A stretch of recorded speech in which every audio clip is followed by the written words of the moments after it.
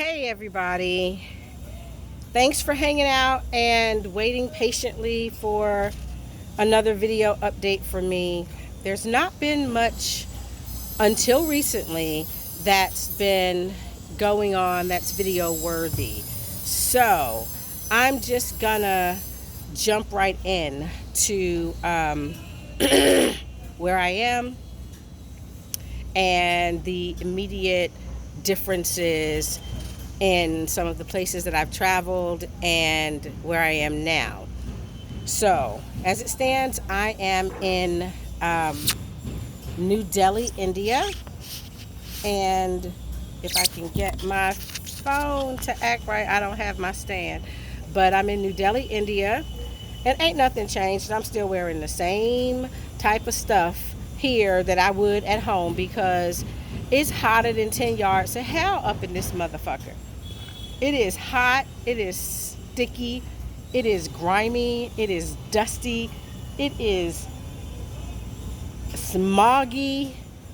I don't even know if that's a word, smoggy, but that's what we rolling with right now. Like right now, I feel like I have 3 layers of dust and debris on me, and it doesn't help any that the hotel I'm staying in is under construction. So everywhere I look, there are bags of cement and concrete and people cutting floor tiles and wall tiles and all sorts of stuff that blows up dust. It's a hot, nasty, grimy, you need 8 baths a day kind of mess. Now, don't get me wrong, that is not indicative of every part of New Delhi, and it's definitely not indicative of the country of India as a whole.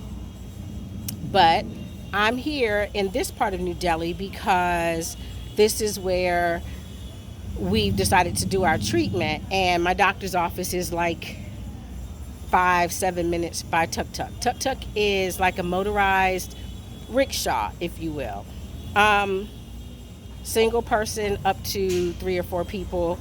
Sometimes they're bicycle driven. I've ridden in one bicycle rickshaw, Tuk Tuk, since I've been here, and that was just kind of like on the fly because it's so densely populated here that there are times of the day that Uber just refuses to drive into the bazaar area that my hotel is situated in.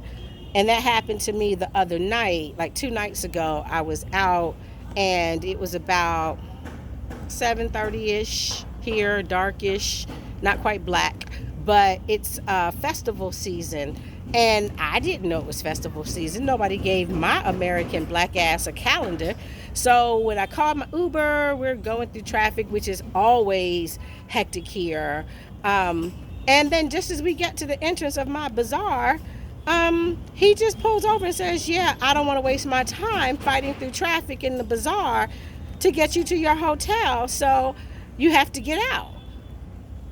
I'm like, no, I am a single black American woman in the dark of night during festival time trying to walk 4 more blocks to my hotel. That's crazy. But the way that went was, as he said again, he was not trying to waste his time that I'm paying for, mind you, driving me to my hotel. So I had to get out of the car. Of course, I sent Uber the most spectacular of messages about that shit. And then I had to get a Tuk Tuk. And this time I got a kindly old man who had a bicycle Tuk Tuk and brought me into the bazaar and dropped me right on off in my hotel, no problems. But that was more annoying than anything. Overall, I feel relatively safe here, as much as one could as a single woman traveler. Now, my husband and my mother-in-law did come with me for the first week. There was really nothing much going on. I'm just kind of hanging out, waiting on a period, hanging out, waiting on my uterus to grow, aligning. So it's just a lot of hurry up and wait. So they were here for the first week, and then it took me a few days to acclimate to being by myself again. And that's okay because I travel a lot by myself. It's just, over the past couple 3 years, I have become increasingly more reliant on the companionship of my husband.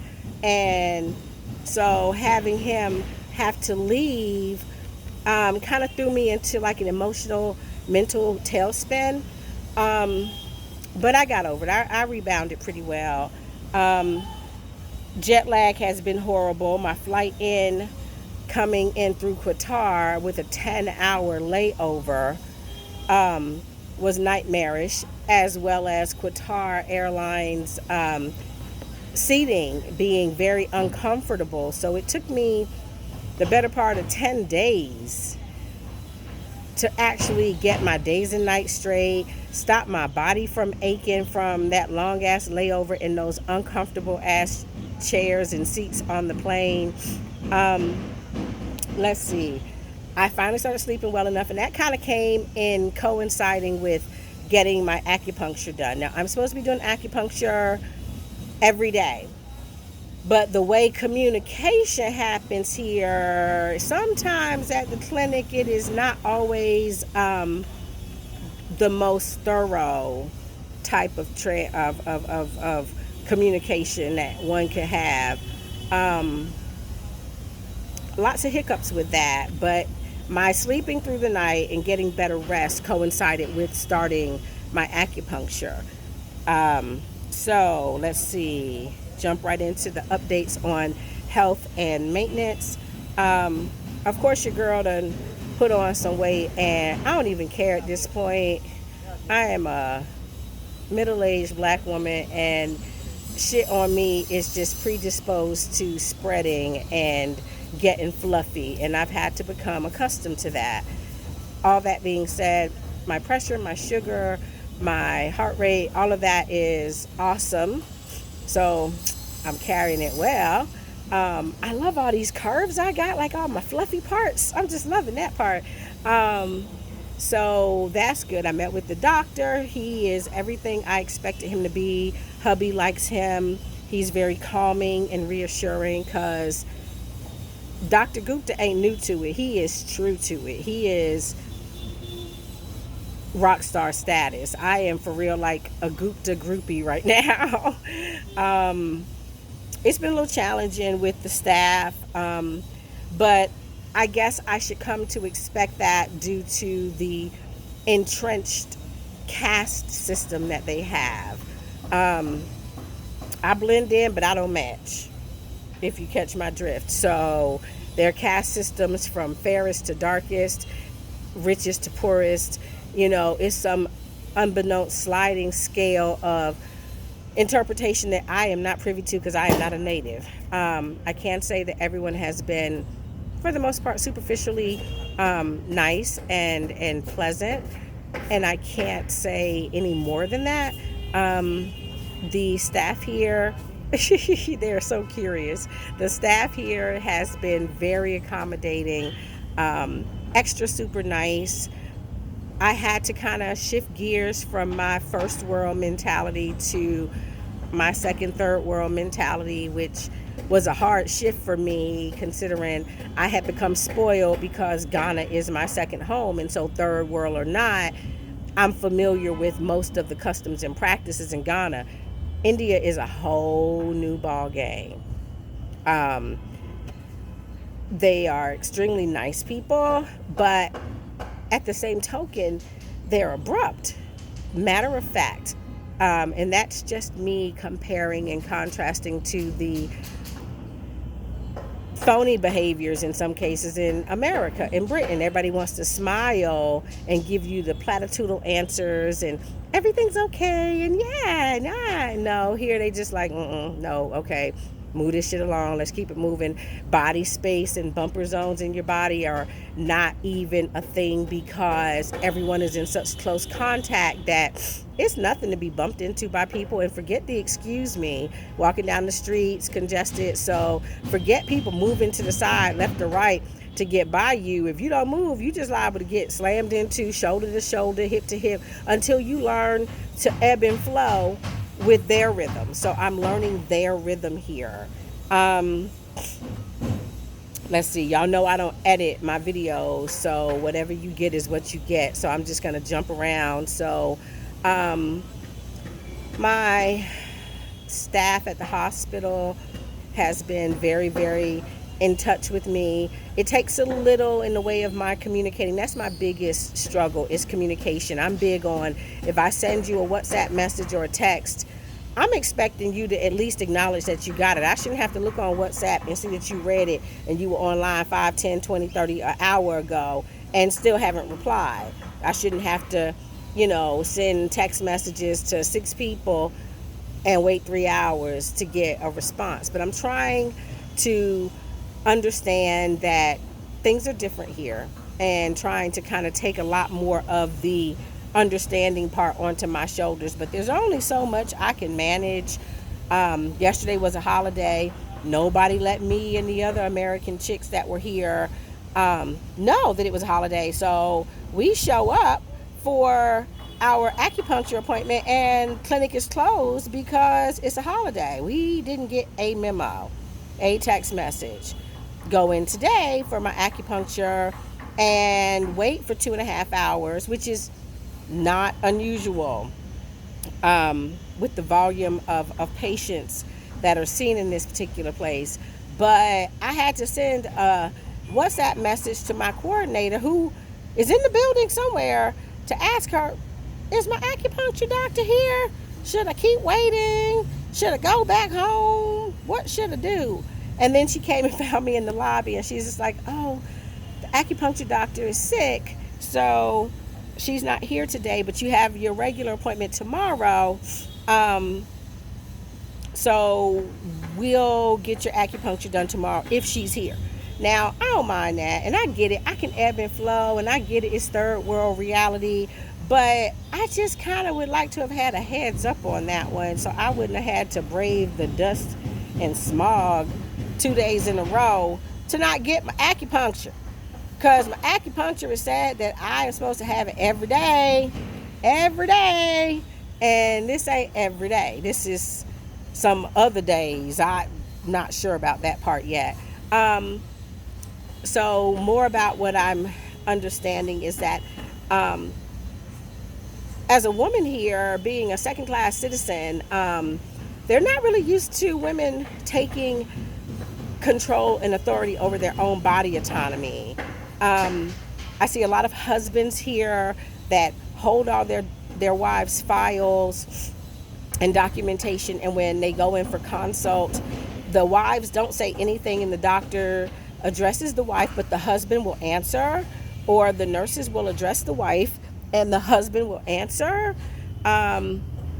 I see them yielding over their whole body autonomy and their whole medical history file to their husbands, and they sit in a subordinate secondary position in their own health and maintenance and care. And that's crazy to me too, but I just try to keep a straight face and just be like, rock and roll, because that's just how they do. As you hear, I'm a little nasally because guess who got an inner ear infection a couple 3 days ago? Because today is Thursday here. So Thursday, Wednesday. So like Tuesday, Monday night, Tuesday, I started having really bad ear aches in my ears. Now it's just like, what the hell? And by Tuesday evening, yesterday, I was just miserable. So they had to give me some ear drops, and the doctor has started me on a broad spectrum antibiotic with the anticipation of my transfer happening relatively soon. So that helped a great deal. But the great thing is I was able to go to a chemist here in my bazaar area and get the medications I needed, from ear drops to antibiotics to face masks to decongestants. And I sound 1,000% better than I did yesterday. I've been wanting to video for a couple days, but I have been sounding bad, like bad. My husband said, you starting to sound like your mom.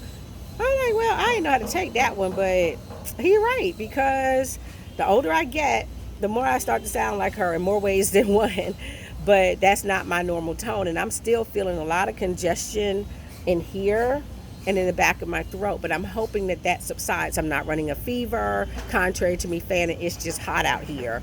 I'm not running a fever or anything like that, but it's just more annoying. Sinuses draining when I lay down, that kind of thing. But it's gotten a lot better. It had moved down into my chest area last night, but fuck all that. I got some Vicks and boiled me some water and did this whole steamaroo thing, and I keep my antiseptic and disinfectant in my room, so I'm good with the no bacteria space. So did that a couple times yesterday, once this morning, and I feel 1,000% better. I feel it moving. So hopefully by tomorrow's appointment, I'll be at 95% versus today's 80%.